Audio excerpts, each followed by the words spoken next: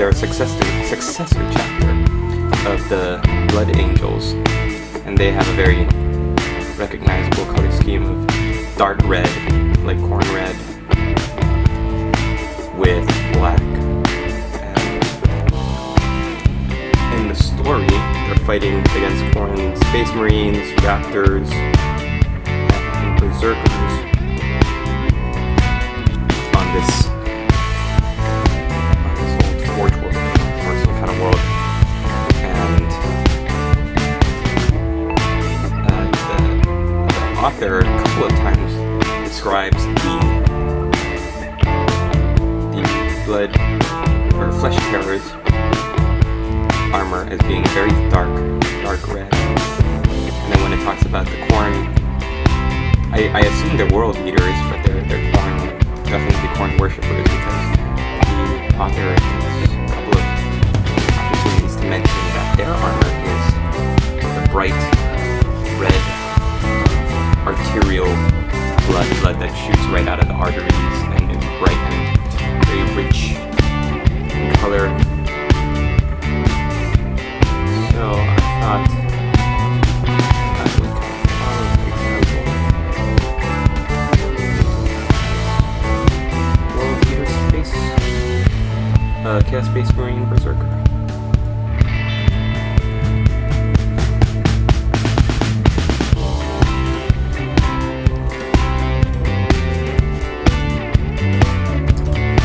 So whenever you're painting a featureless shoulder pad like this one, you always want to make sure that you start at kind of the most reflective point. Use thin down paint, either water or paint thinner, and then just pull the edges out and around so that you don't immediately flood all the shadowy areas, but you not particularly good at brush control. If you have cheap hands, this is going to be a technique that you can practice and will benefit you very much in the long run.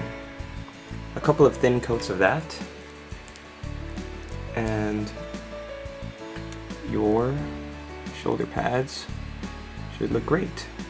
A lot of mistakes that new people make, or one of the biggest mistakes when they're painting Space Marine shoulder pads or armor plates, anything that's a color, is sometimes they'll paint straight from the pot. And when they do that, they don't water down or thin down their paint.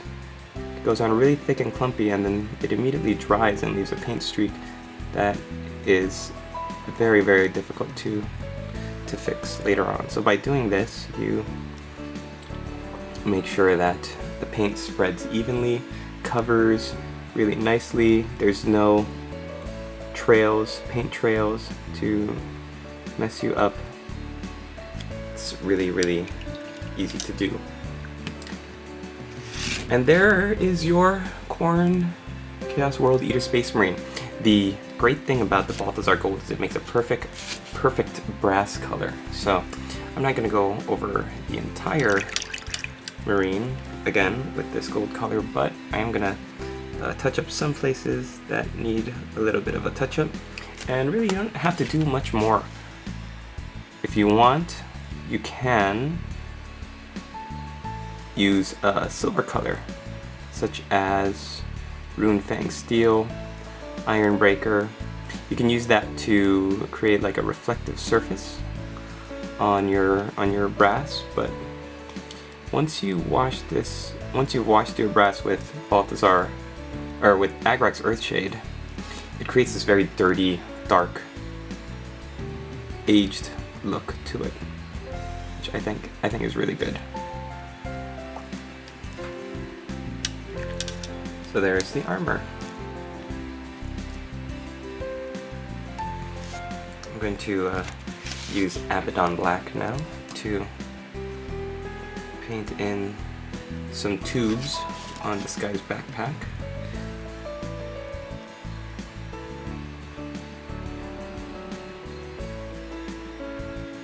Then I'm going to go and do some research and see what color these guys' islands are supposed to be. because I just realized I'm going to paint that next and I have no idea.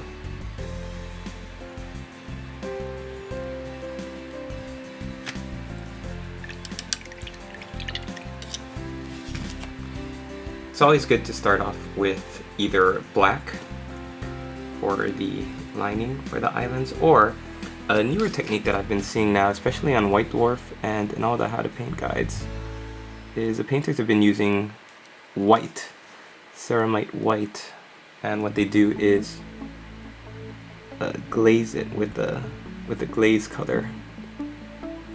So if they want a green islands, they'll glaze it with Waywatcher green, something like that. It's very odd to me. I don't really care for it, but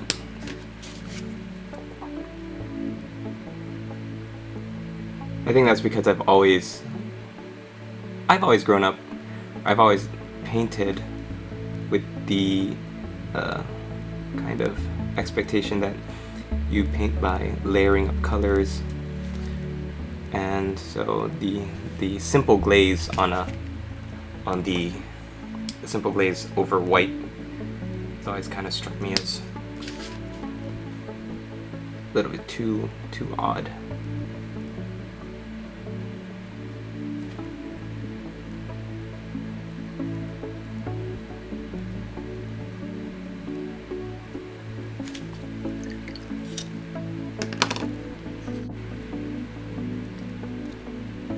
Hey gang, so as you can see I've already started putting the transfer on.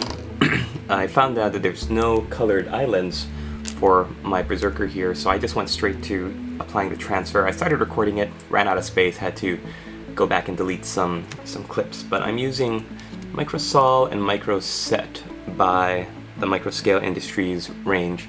So I took some Microset first, and I took an old brush and I dabbed it all over the shoulder pad.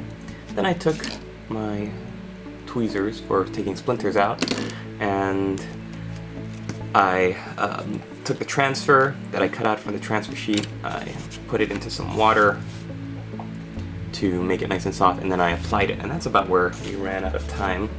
So it's just kind of been sitting here, and I'm going to take the Microsol, which sets the decals into place and kind of melts them into place, especially over curved surfaces such as this one. I'm just going to take the Microsol and I'm going to paint it around the sides of the transfer there. Kind of seals it in place.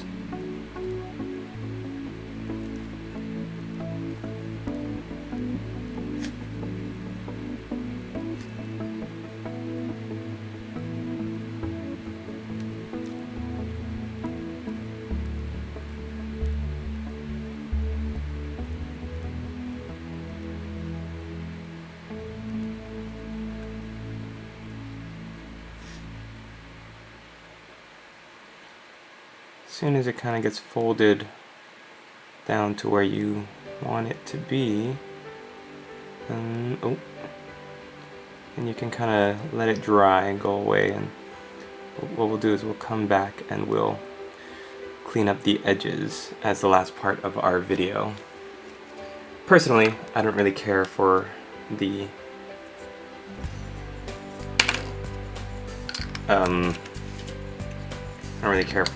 the design of it. I think it looks kind of cartoony and silly and just straight out of the early 90s, but oh well, what are you gonna do, right?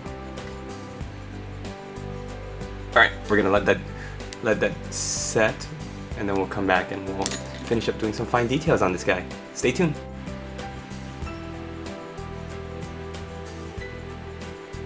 So here's our guy after the Microsol and Microset has dried. What we're going to do is just paint down the edges, the shiny edges of the transfer. So we're going to use Mephiston Red, and we're just going to thin it down a little bit.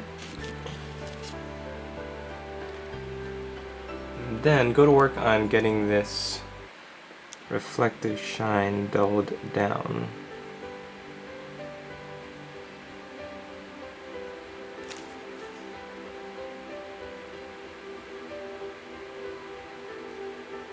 If you really want to get fancy, you can go in and try to paint highlights on, or try to otherwise take the shine off of the transfer itself.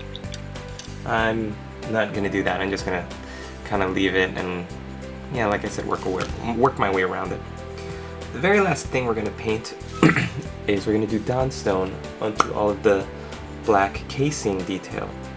Now this is something that a lot of people, myself included, don't always do. I've been guilty of skipping this step before, but let me tell you, when you actually take the time to do it, especially when you have such a predominantly strong color palette as this one is, the red, then it helps to make the black casing of the weapons stick out just a little bit. So what I've done is I put the paint just on the edge, the tip of my brush, and I'm just lightly putting it, brushing it along, a very fine highlight.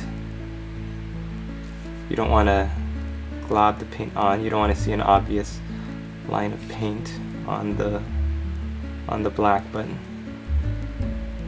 just a little bit of it is really nice. So there you have it. You get something like that.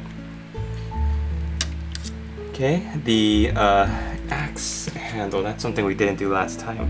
So what I've done for the axe handle, or what I think I want to do is, let's see if I can find it without shutting off the camera. Looks like I'm going to have to. I decided to go with a nice deep purple. So you might say purple, that doesn't make any sense. Shouldn't the leather handle be some other color? Like red or brown? And any other color on the handle would kind of fade into the all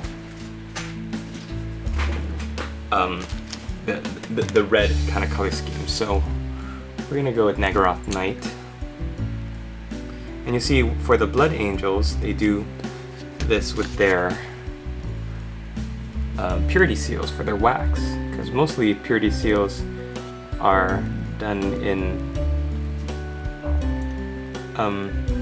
red wax, but because the Blood Angels are all in red anyways, it doesn't show up as well.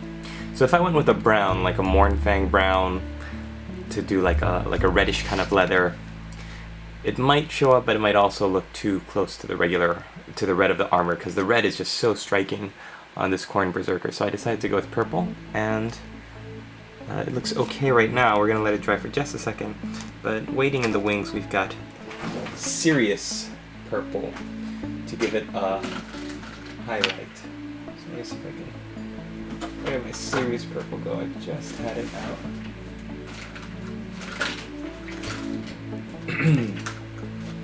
Igor.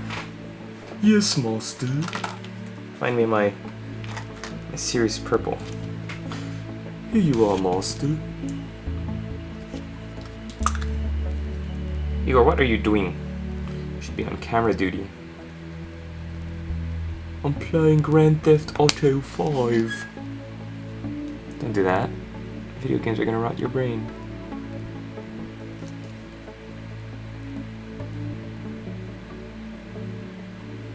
As you can see, just a fine bit of highlighting really pops that purple color out.